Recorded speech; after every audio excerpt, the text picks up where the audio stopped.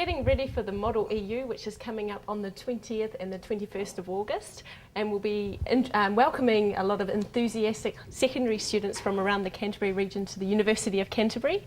Today I am interviewing Michael Kropp. He's the regional president of the Canterbury division of UN Youth, and I'm also interviewing Chantal McClintock, and she attended the session last year. Michael, this is the second time we've held this event. How was it last year? It's been really interesting watching the difference between how it progressed last year when it was a really new relationship and we were just getting to know each other really as organisations, and then it came out with a good event. But I think this year it's going to be so much better because, you know, right from the start with Jen and Shane and now James, that working relationship has been really fruitful, and we've had a really strong vision for how this event is going to look and how it's going to happen as well.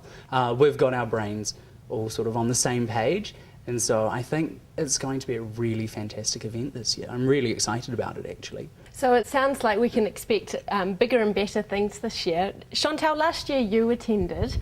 What did you get out of the event? Yeah, last year it really shaped what I wanted to do with my life at university. Before going to the conference, I had an idea what I wanted to do, but walking into campus and seeing what the campus was like and seeing all of these lecturers and academics who had specialties in the EU really helped me make decisions on what I wanted to do, where I was headed in university, so it was really helpful for my future academically. So obviously you got a lot out of it last year. Michael, what can students expect from this year? Well, this year we're debating the Youth Guarantee, which has been brought up in the European Parliament and is part of the big EU drive to look at a lot of the social issues that are happening throughout its member states at the moment. And so what the Youth Guarantee sort of proposed was to say, look, there are a lot of people coming out of schools, out of universities, out of training, and they're not getting employment. And that's quite concerning. Like in Spain and Greece at the moment, the unemployment rate is about 55% for youth alone. And that's quite shocking, and that has led to a lot of social unrest. So the EU is really looking at how can we address this, and in many ways they're also looking at the very fine details of who's going to pay, because there's a lot of debt in a lot of those countries with the high youth unemployment as well. So what we're having the delegates take on is the role of those members of the European Parliament.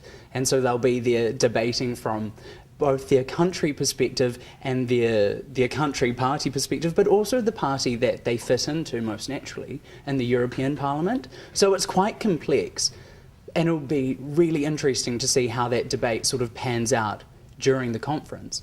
But in the conversations that I've had with prospective delegates so far, I've been really helping them to get their heads around how do you take on that matrix of understanding and that matrix of who am I, and try and represent that really accurately while still trying to get the best outcome for youth and the situation as it really stands.